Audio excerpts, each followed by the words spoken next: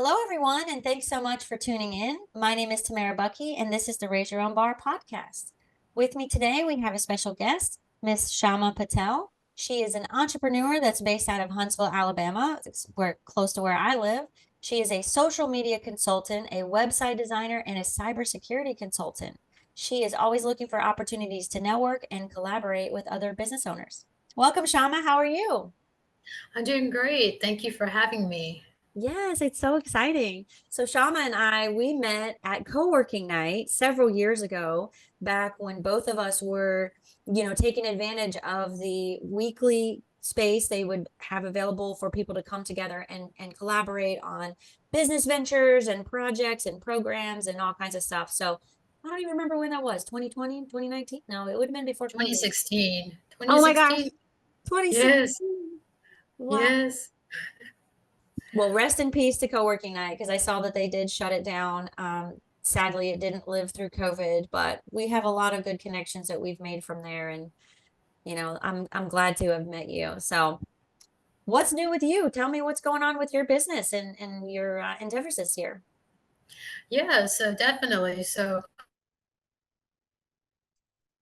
Of course, I still have my business, Evening Light Designs, and I've always had the opportunity to connect with more clients and continue my networking, especially after COVID, where things were downhill a little bit. I wasn't able to get out as much. So this year's given me more opportunities to attend more workshops, networking events, and also connect with others as well to help me to grow my business. So you have the social media consulting side, and then you have the cybersecurity side. So tell me about that. For what's your target client, and what kind of services do you typically provide? Yeah, so most of the work I've done has been for small businesses.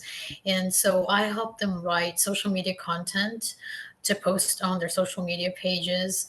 I also help them monitor their social media content to see how well it's performing. And then with all the social media content that's online and also websites that I help maintain and build too, there's risk for cyber threats. And so I actually help them to keep their digital assets safe by constantly monitoring for hackers or unnecessary individuals who shouldn't be on their social media platforms or websites that are maybe getting linked to malware. So just running checks on them to make sure everything stays safe online. Nice. So yeah, there's the level of fraud and scammers that are running around the internet. It's pretty terrifying when you think of it, and nothing is sacred. Your email, your website, your social media accounts, all of them are subject to both being hacked as well as, fraudsters trying to rip you off in some capacity. So definitely it's needed in this day and age. Yes, absolutely. So tell me more about your business. How long have you been in business? What kind of clients do you serve? Besides small businesses, is there a particular industry or?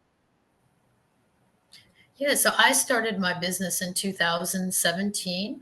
And of course, as we mentioned, it started with small businesses, and my clients have been a variety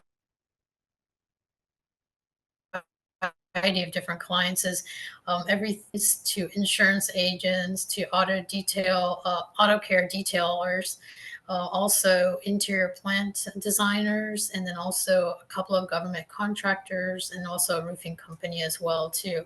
So I've had a mixed baggage of clients, which has been good because it gives me an opportunity to learn about different industries as well too. Yeah, I agree. The more experience with the different industries, I mean, it's so cool how you can pull best practices from industries that have nothing to do with your business, like manufacturing and retail. You wouldn't necessarily think of ways that the skills can be overlapped or shared, but I have experience in both environments, and I take the information and I pull it together, and it allows me to see things through a different lens, and then it helps you be more creative with your solutions. Oh, absolutely. And you learn a lot at the same time too, because you learn from the different businesses and you also learn about their roles and how they perform in their businesses and how that can be used towards our own businesses as well to help grow. So Yeah. it's been beneficial too in that regard. I can't agree more there. The clients that I have, I am learning so much from the support that I'm providing to them.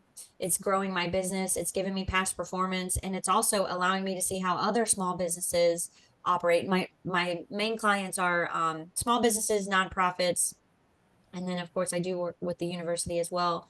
They have like a whole different way of doing business, of course, which is interesting to see into that world. I've never worked in academia, so I'm getting to take a look into how they operate their business too. And the more experience you have, the more robust skill set you have, I would say. Yeah, absolutely. And you always learn, as you keep going. So I always say never say no to an opportunity. Give them some time and say, let me think about it. Let me go in and do some investigations or research on my own. And if you're able to pull it through, pull it through and make the project work for you. And if you are not able to, then have someone in your contact list that you can refer them to so you can pass on the work to somebody else. Yeah. That's a really good point. Knowing who you can refer. I mean, referrals, that's where the majority of my business has been coming from.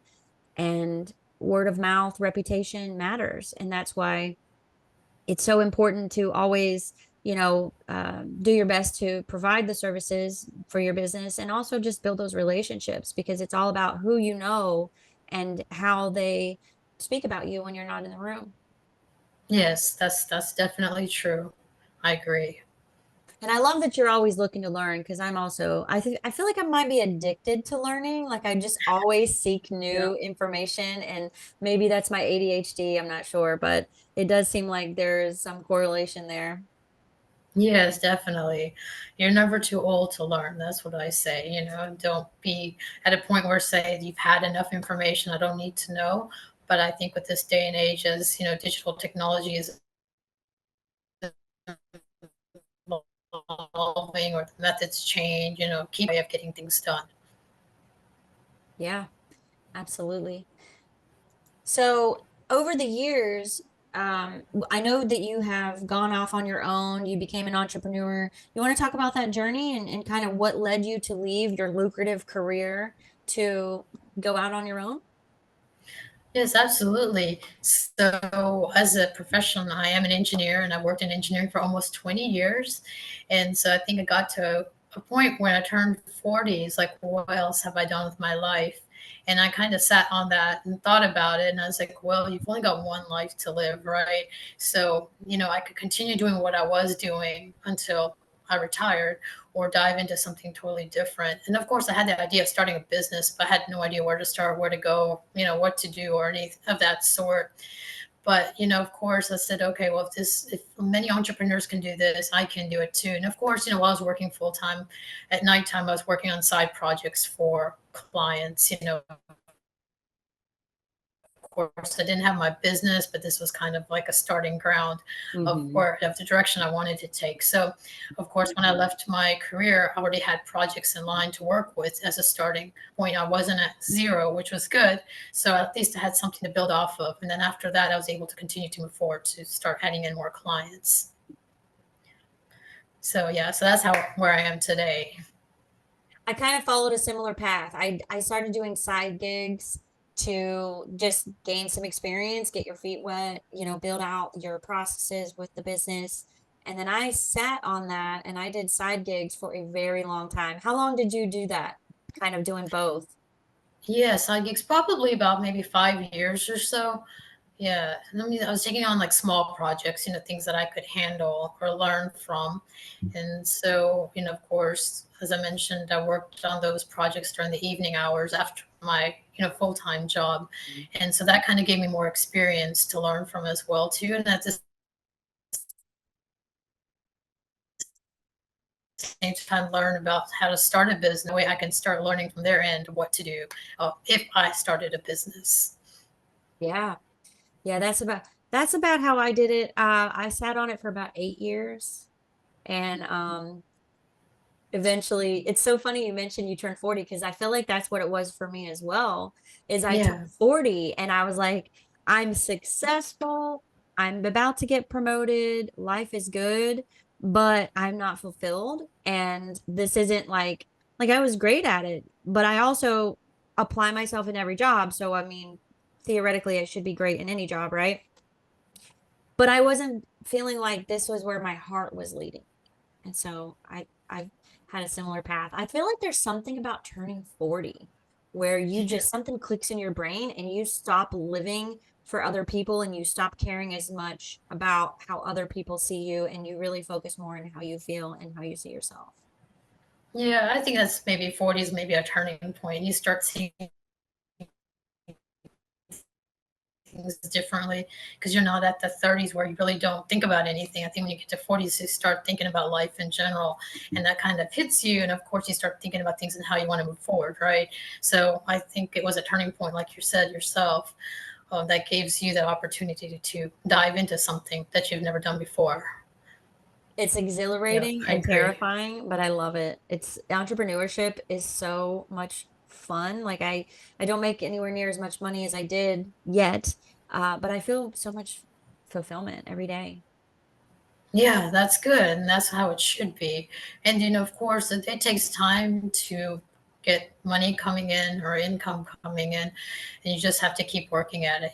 Of course, always say to keep emergency funds available until you grow your business, because if something unexpected does happen, at least you have your emergency funds to go back to, that you can have something to take care of.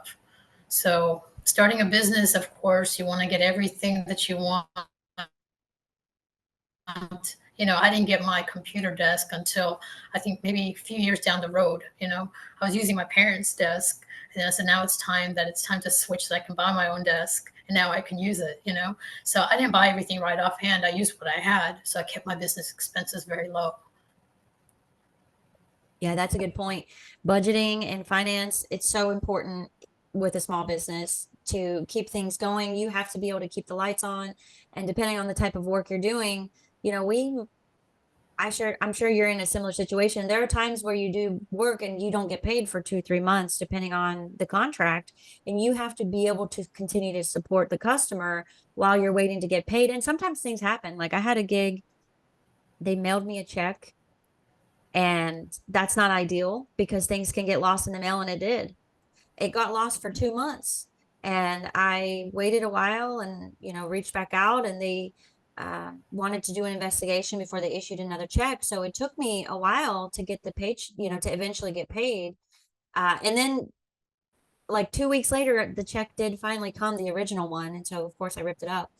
It's just you have to be prepared to handle those situations because things happen, and if you don't get paid, you still have to live.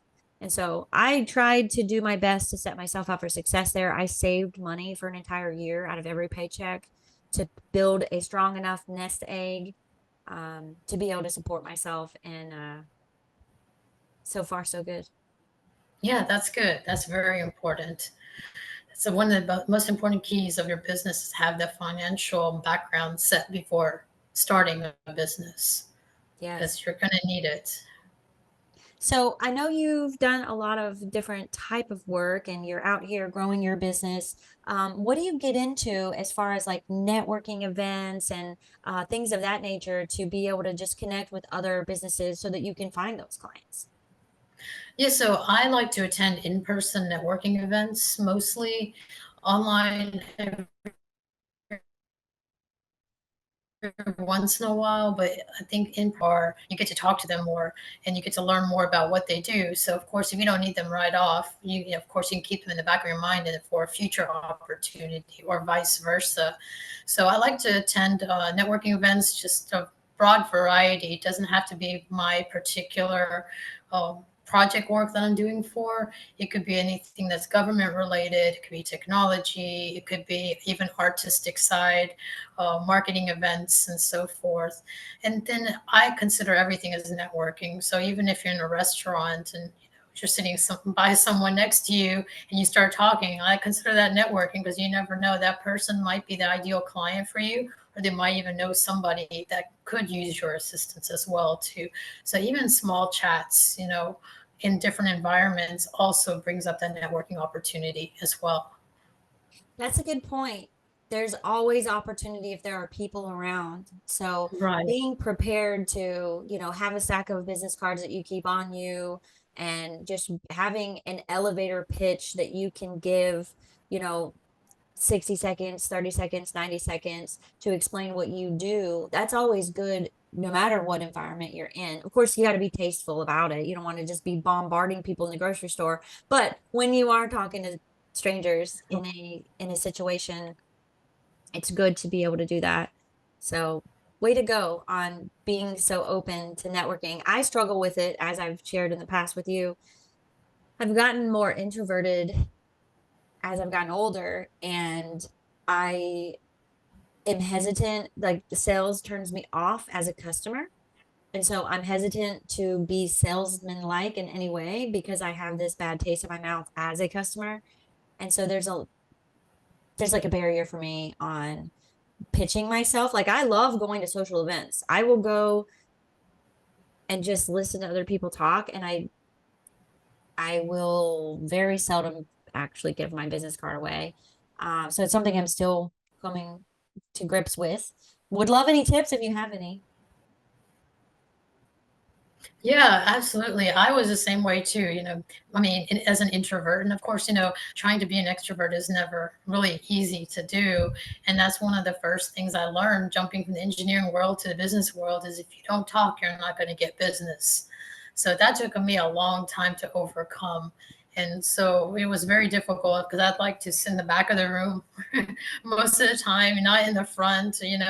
Of course, if there's a big group, I'd probably stand in the back somewhere, but I learned quickly that that's not something that's going to help you elevate your business. You have to be, in front of people, get to know them, talk more, shake their hands, welcome them, and so forth, in order to get those conversations going.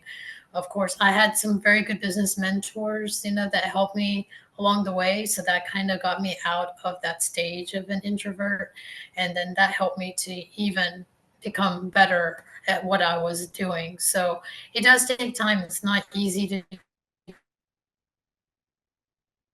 do, but the more you go to different events, it becomes easier. And sometimes I went to sometimes random events I had no idea about. I just see it listed and say, I'll just go, something most of the time going by yourself, it's not easy to do. You don't know anybody and you sit with a table of people you don't know. That's where it starts, is that because then you can start talking, getting to know people, and then you can start building from there. I love that. I love your courage. I tend to go to networking events if I can bring someone, or if I have a friend who I know is going to be there out of my, I don't know what it is, but I get some kind of anxiety about it. And so kudos to you for having the nerve to go to an event where you don't know anyone and go up to strangers and introduce yourself, because that does take a lot of effort. And I am getting a little bit more out of my comfort zone when I'm the speaker, because I've been doing a lot of speaking engagements. And when I go to a conference and I'm the speaker, I try to make it a point to go and introduce myself to a few people before the event starts so that I can then I don't know, I see it as like a way to kind of warm up the crowd, so to speak, and like get like I Right. don't know, in that environment, I guess because they've already booked me, I guess. So I don't know what it is, but the pressure doesn't feel as strong.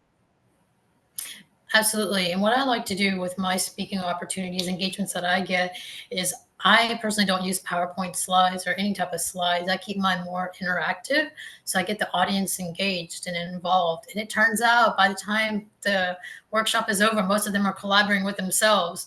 So my time of talking is very less. It's just right at the first half. And then, of course, they start collaborating, engaging with their ideas. So it gets everyone involved. It keeps them, alert, and at the same time it gives them opportunities to connect with one another when they don't normally have the time to do elsewise. I love that.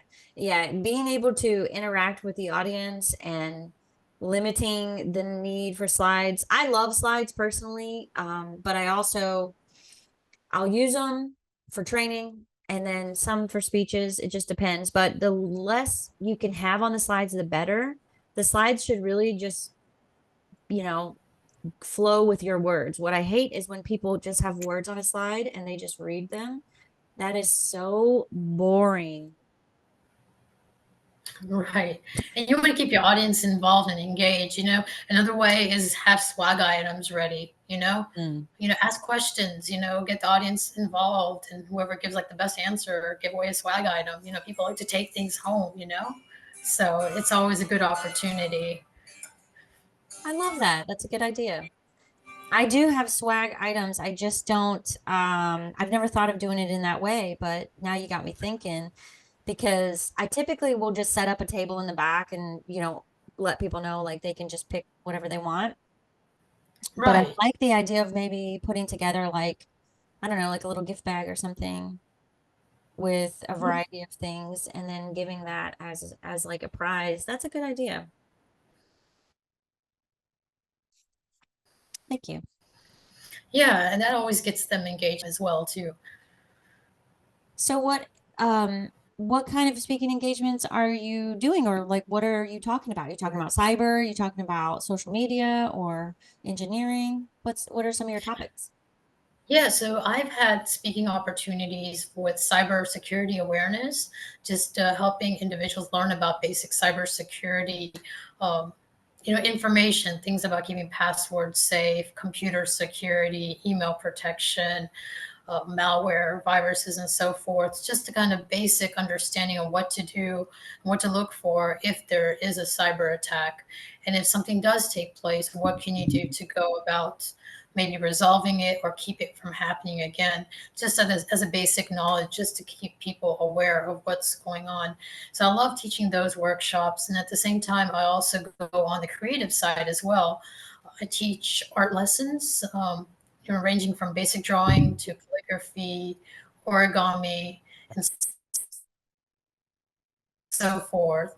So I've enjoyed doing that as well. So both on the tech side and also on the creative side.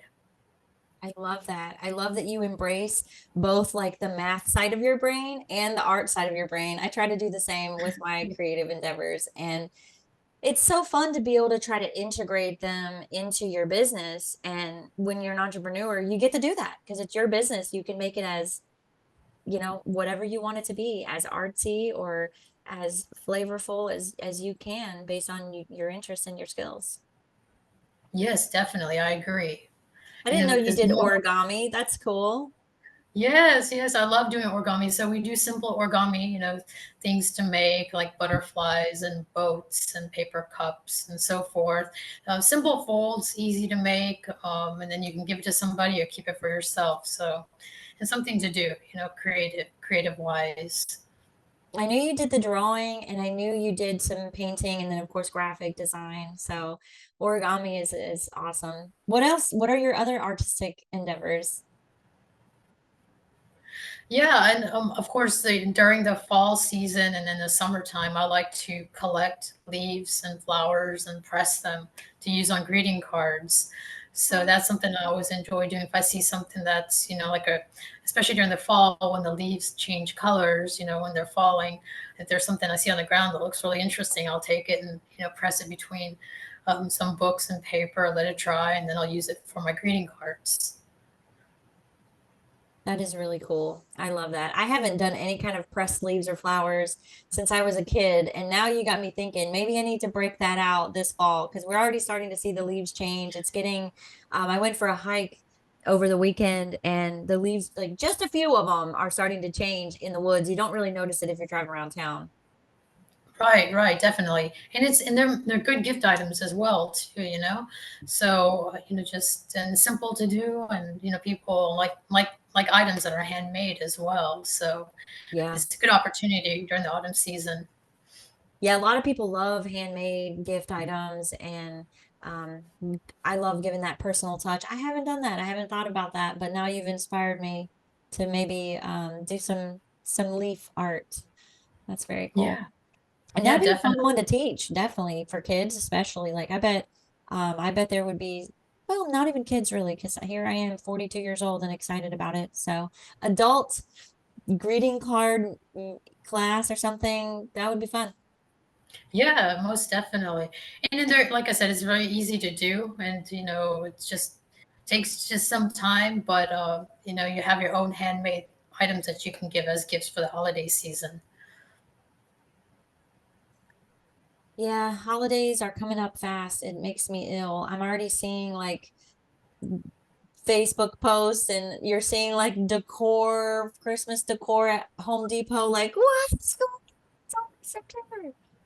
Yes, I think the merchandise tends to move faster through the holiday It season really beforehand. does. It's so annoying. I'm still trying to Yeah, they try to get you in process the spirit summer. ahead of time. Like it's still summer, Yes, guys. I It's think still technically it's still summer for like almost 2 more weeks.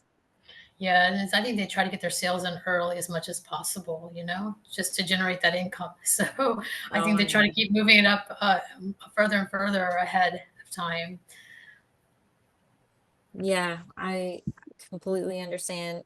I used to work retail back in the day. I worked at Walmart when I was younger, while I was in college, and retail is like its own beast of an industry, and it's very fast. They definitely move through the seasons and the trends as quickly as possible to have that turnover. Constant novelty is what they're looking for. Constant newness and novelty to draw those consumers back in to buy. So I get it from a business side, but as a consumer, I still am savoring the sunshine. It's 89 degrees today. Like, don't rush me to Christmas, guys. That sounds cold and dreary. Yes, I know. So, Shama, you've done a lot and you teach classes and you're building out your business. What do you really want to do? Like, where do you see yourself, maybe 5 years, 10 years down the road? Yeah, I mean, I love to teach. So, of course, I want to continue giving the opportunity of whatever I learn in my skill set to share that knowledge with others so that can help them grow their skills. So, it's not something I just want to learn and just keep to myself, but more expand on so other people can take that knowledge and use it for um, their resources or their opportunities that they want to do to further themselves in their careers. Okay. So just continuing to build your business out. Do you plan on, are you building your business to sell or pass on or um, just trying to think of like what your long-term goals might be. And, I've been talking to different entrepreneurs and some of them build their businesses with the mindset of, I want to sell this. And then maybe then they will go on and do something different. Or maybe it's something they're going to pass down to, family members or shareholders or whatnot. Have you thought that far into it? Yeah, so if the opportunity comes, at the time where I no longer need my business or decide to do something totally different, I will close it down. I won't, unless if something big happens where it comes to a selling point. But, my plan is just to close it. And any clients I currently have, I will give those clients away to other connections that I can rely on that they can take over the tasks so they can continue to build their own business. Nice. That's smart. Knowing what you want and kind of your end goal is so important here, and so that's why I started thinking about it. I feel like it would probably be the same for me because I don't think I would want to sell my business to someone else, but maybe like the consulting piece I would. If I built that like a portfolio up, maybe I would consider selling that portion off. But it's kind of my baby and I want it to just be my baby. Right, right. And that's how it is, right? Yeah. So you want to see it succeed and grow. And then of course when it comes time that you need to, turn things over, then you can consider at that point what to do next. I have a client who is a serial business starter. He has built several businesses and then sold them. So he's looking to do, I'm helping him with one of his current businesses, and he's in the scalability phase. Like we're building out processes and procedures and things to be able to take things to the next level. And it's so interesting that people go into it with that mindset of like, I'm going to build something that's profitable, that runs smoothly, that has a portfolio of clientele, and then I'm going to find investors and sell it. And they want to be Right, the person behind the scenes. They don't even want to be like a face of it or anything like that. It's very, right, right, definitely. it's just very interesting to But me yeah, how then that's great that that type of process works. Right. super interesting. Okay, well, let's see. What do we want to talk about? So we already know that you're giving back, you're helping others grow, and you are continuously learning yourself and trying new things. What kind of advice would you share with like new entrepreneurs or people that are thinking about building a side business or quitting their jobs to start something brand new? Yeah, absolutely. I think one of the big things I still remember is I was talking to a business mentor when I first started my business, or actually didn't even start my business. And I always, talk. I had a few business mentors because I pick their brains a little bit, get ideas from them. And then one of them really stood out because the question that he posed to me is, when are you looking to start your business? And he looked at me dead in the eye. Of course, I didn't look him in the eye. I kind of veered off a little bit. Yes. They always say eye contact is most important. And then that's something I'm working on as well too. And I told him, I said, it'll take about, I'm thinking 5 years. And he looked at me, he said, why can't you do it within a year? And then I just looked at him and said, it could be done. But my mindset wasn't there because I didn't know what it's going to take to get to that point. But for something that must have stuck in my mind, just kind of, in the back of my mind subconsciously, I didn't think about it. But it just turned out within a year, I started my business. So, it was, I guess it was a trigger point. And I still remember to this day in that conversation. And of course, if you have that idea, don't just sit on it. Brainstorm, figure out ways to get there. If one person can't help, someone else will, and you will find the connection points once you put all the pieces together. And of course, you're going to run into challenges. It's never going to be easy. I've run into all kinds of different challenges, everything from payment to project completion, not getting questions answered, and so forth. But you find a solution to it and find a way around it. And once you do, you can use that solution anytime. And if something doesn't work after that point, just keep finding ways to get things to work. Don't just stop and just say, I can't do it anymore. Don't give up. It's called perseverance. There's going to be days that you probably won't sleep. There'll be nights like that. And you'll have your highs and you'll have your lows. You'll be like, why did this happen? Or why didn't I get, you know, I wrote this huge proposal up for a possible client work, and they never responded back, or they're not interested. But at that point, at first it's like, why I took all this time, but you think of it as a positive aspect. And I say, well, it wasn't that. It gave me an experience to write better. Now I know how to write a proposal, so I can actually do better next time and have that ready to go as a template for the next one. So it's never like a why of what happened. Just take that why and challenge yourself to make a solution behind it. I love that. Perseverance is huge. Also, having a mentor is huge. You I love how you laid it out there. Like somebody gave you a challenge and you internalized that challenge, even though you didn't even realize that you internalized that challenge. And then you ended up building it within that year time frame. And sometimes we need that push from a mentor that's like, hey, if you keep pushing it off, you're never going to be brave enough to take a step. And I kind of did a similar thing. Like I was doing the side gig for a long time. And at one point, right before COVID, I dropped down to part time with my work so that I could prepare myself to kind of like ease out of the workforce. So I went down to halftime and it was working really, really well. And then COVID happened and I got scared with the economy. And I was like, oh, I don't know if I want to try to become a full-time entrepreneur right now.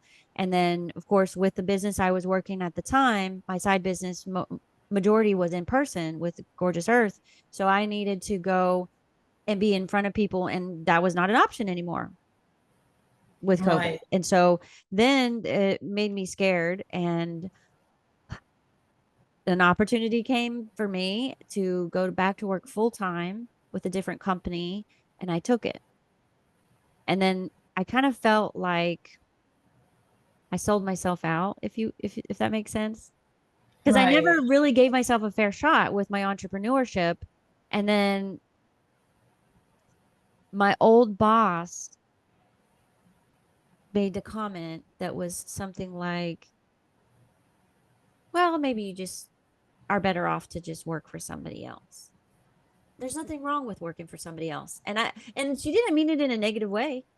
I think she was trying to like give me some kind of relief, but I was like, oh, no, because I really, really wanted to go for it. And so it kind of sat in my brain and stewed. And so it took a while before I finally had the nerve and I felt comfortable leaving the workforce. But I'm all in now. I'm all in. I've had multiple jobs. I've had people try to recruit me. It's crazy how when you don't want a job, how many people want to hire you. Yes. I keep saying no. I Yep. keep, and it's hard. It's so hard. It's like dream jobs, things I would have loved to say yes to, that I would have been thrilled to have the opportunity to apply for. And now I'm just like, no. And it's weird because I get torn. Is it the universe testing me to see how bad do I want to be an entrepreneur? Yes. The universe will work with you for sure once you make that switch. For sure. I think so. It's really Yeah, cool. it's just waiting and listening. I think when the time comes, the universe actually puts everything in place for you. Yes. And the power of a mentor, they can shape your they can help you shape your future and your thoughts and your goals. So having a mentor is so important. And if you can't find one in your industry, it's okay. You can still have mentors in other industries or even walks of life. I have mentors that I go to that don't know anything about my business, but I go to them maybe for like finance or creative stuff. So having like a panel of mentors, if you can, different ones that you can call depending on what you need would be good. Yeah, absolutely. You get different points of view as well too. Yeah. Are you a mentor as well? Do you offer mentorship to other people? Absolutely. If they have any questions or if they need my, suggestions or ideas, I'm always willing to provide that. So they can contact me anytime. Nice. So you give back by helping teach people as well as mentoring people when and where it makes sense. You and I met when you were doing these social media specific workshops for entrepreneurs and creators that wanted to just learn how to grow their social media presence and harness that to grow their business. Do you still do anything like that, or is that more of those your speaking engagements and consulting work now? Right. So I haven't had the opportunity to do any social media workshops besides the co-working night. So if I had the opportunity to come up again, definitely. But right now it's mostly been more of the cyber workshops and also like the creative endeavor workshops as of now. However, if someone does ask for me to come do a workshop or a presentation, I'll be willing to do it for sure. Okay, wonderful. Do you ever do any online, like open forum type engagements, like maybe through LinkedIn or through your website or YouTube or anything like that? Like I'm thinking of like going live and then giving like a class on a specific topic. Do you do anything of that I nature? haven't done any online classes yet. Most of mine have been in person, but in the future, if that opportunity exists,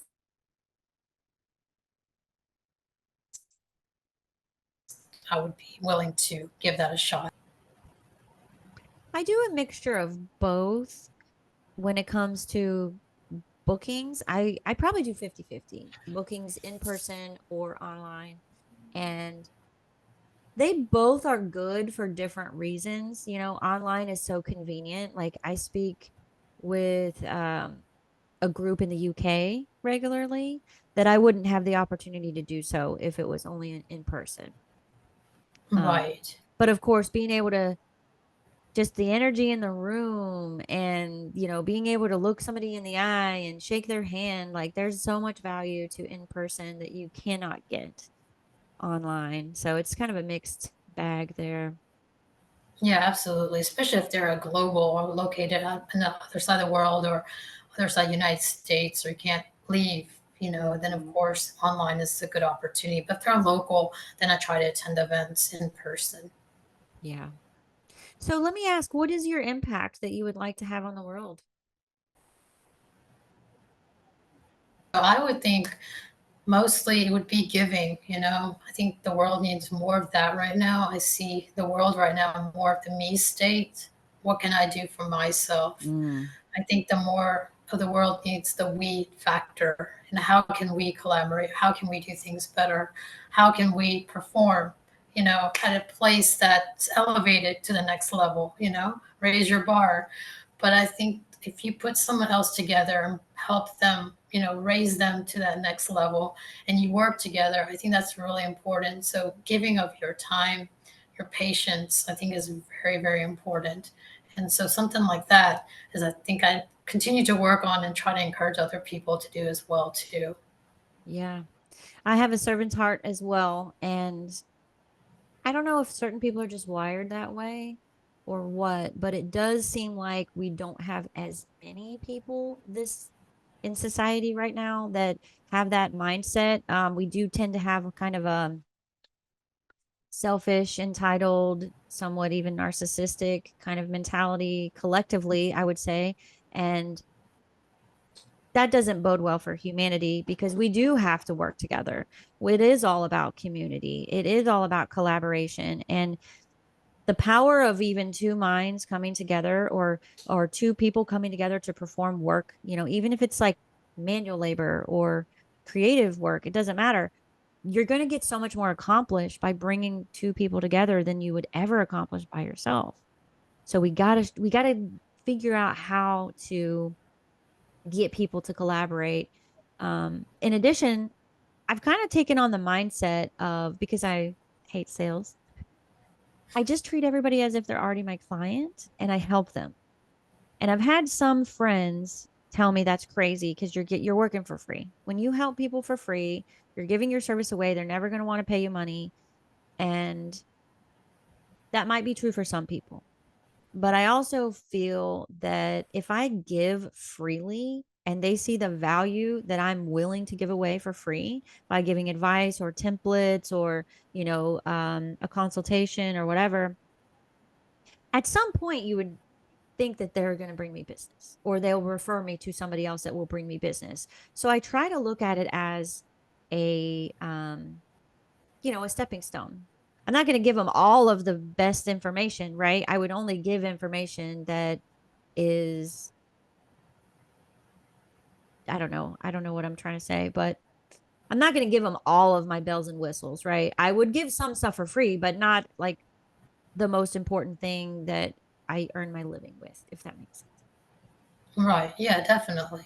And it's good to help in that regards as well too, because people need that initiative or insight to get them moving forward. And of course, they're going to remember you because they'll come back if it's not tomorrow, maybe a couple of years down the road and say, "Hey, I know you helped me with this. I'm looking forward to starting this project," you know, and so forth. Because you never know, be a referral point as well too. Yeah. And I think I'm just led. I'm not religious, but I feel like we are, we should help each other. Like if I can give, I'll give. You know, I don't do religion, so I don't like officially tithe to a church or anything like that, but I still do help out humanity and I tithe in that way. And so even if they never turn into a client, for the most part, I think I'm okay with that because I'm still serving humanity and doing good. It's like, giving somebody $20 for gas when you see them struggling at the pump, pay it forward. That's kind of my viewpoint on it. Yeah, absolutely. And that's good. And I know I've known you for doing that as well too. So it's a good thing that you're still able to continue doing that because I know most people will be very appreciative of it. I feel like it's just, I don't know, I'm called to help. And sometimes, like, it's so annoying because I might go into a situation where, um, I don't know, any situation. And I wasn't in the mindset of like, oh, I'm going to have to help or I'm going to have to donate money or donate my time or like actually do work and get my hands dirty. But I find that when I do, it's most of the time very rewarding and I learn a lot. Like even stuff like tornado cleanup and like physical manual labor, you can get so much out of that. Yeah, absolutely. Whatever you can put your time in as volunteering, it actually is very beneficial too in so many ways. Yeah. And they're appreciative as well too. Yeah, I think for the most part, people do. Kind of depends on what community you're serving and what the event is. But I do a lot with homeless outreach and addicts, and they certainly appreciate it. But what about you? Yeah, that's What kind of volunteer work do you typically find yourself drawn to or working with? yeah, definitely. So I have, as I mentioned before,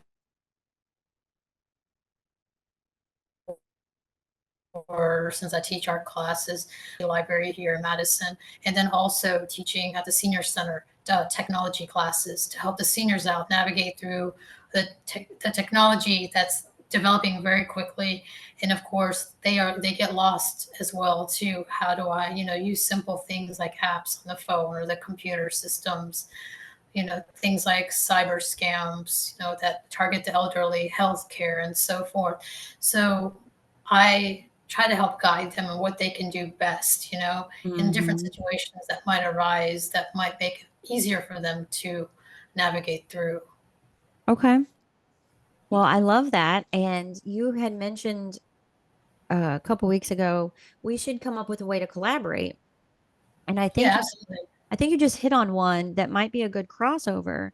Uh, I'm a fraud examiner, and so I keep up to date with a lot of information related to scams and things that Right. are happening to target people like the elderly. And so maybe we can come up with a workshop or something together where this just trying to prevent fraud from happening, trying to prevent people from being scammed because there are so many out there. It's horrendous. Yeah, and unfortunately, we went through one incident not too long ago. I think it was last year, and I learned a lot from it. And of course, my parents were involved as well too. So we did lose money. It wasn't recovered, and unfortunately, it's associated with pet scams. And so um, we just happened to find a website that was not actually legitimate, and they were selling puppies on there.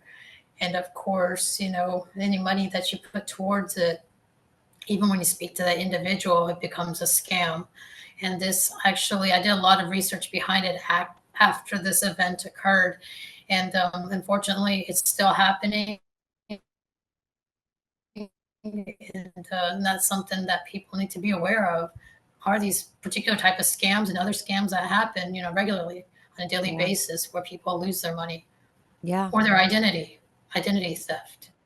I have a situation right now. My mom lives in Ohio, and I'm helping her with her rental property directly across the street. She's managed it for years. She has no qualms about that.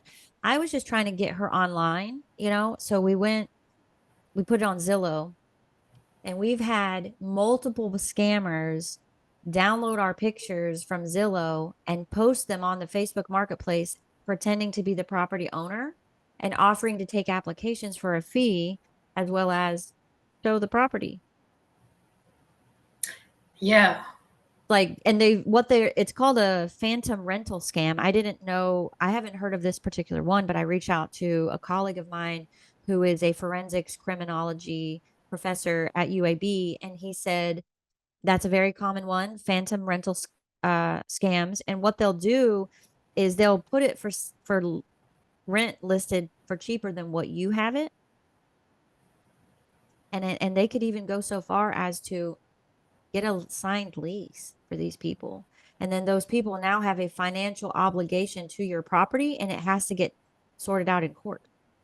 So it could become like a real nightmare if somebody has a lease that's for your property that it's not even with you. There is some legal basis that it could prevent you from actually, you know, renting the house out or selling the house or earning money from the house, and it can become a real problem. So I'm trying to navigate that right now. But that's one that people need to be made aware of because if you have a business, or I'm sorry, if you have a rental property, you could have your property rented out from under you and tied up in litigation, and it's pretty scary.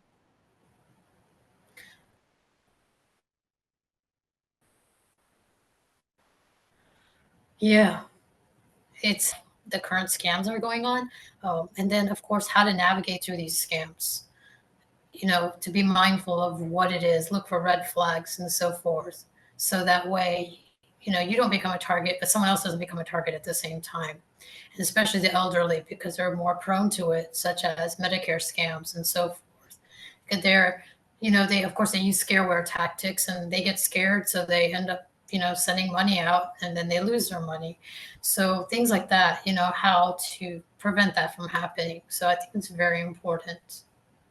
I love the idea of training people how to see the red flags so that they don't get caught up in it.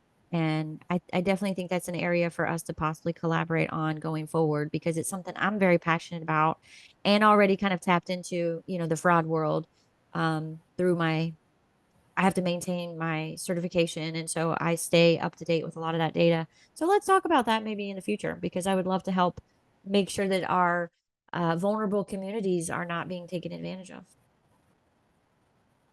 Yeah, absolutely. And I think as more people know, the more safer they can be, or more alert they can be if something does take place. Yeah, absolutely. Okay. Well, this has been a really good conversation, Shama. I appreciate you sharing a lot of your insight and information with the listeners. Is there any advice or anything that you want to say before we wrap things up? Yeah, I always say that if you have a goal in mind, write it down. You can keep it in with you as well too, and don't let it go. Because if you have something that you want to achieve, you can achieve it. And I always know that once you put that step in place, the universe has your back. I mean, everything will start falling into place. And, anything can be achievable. You just got to put your mind to it, stay with it, don't give up, and just keep on going. You'll always find a way through it. I love that. That is amazing advice. Keep going. No matter how tough it is, you will eventually get to the other side. All right, Shama. Well, tell people where they can follow you. Yes. Yeah, so you can follow me on LinkedIn. I am on there, so you can connect with me over there. Of course, I've got a business Facebook page at Evening Light Design, so you can connect with me on my Facebook page. And of course, if you send me any messages through LinkedIn, I'll be happy to respond or provide my thoughts or feedback on any ideas or thoughts that you might want to talk about. Okay. And what about your website? Yeah, so my website is eveninglightdesigns.com. So you can check out more of the work that I do on my website. Awesome. Well, thank you so much. I really appreciate it. This has been a wonderful conversation, Shama, and I look forward to talking to you again soon. Yeah, sounds great. Thank you for having me. Yes, absolutely.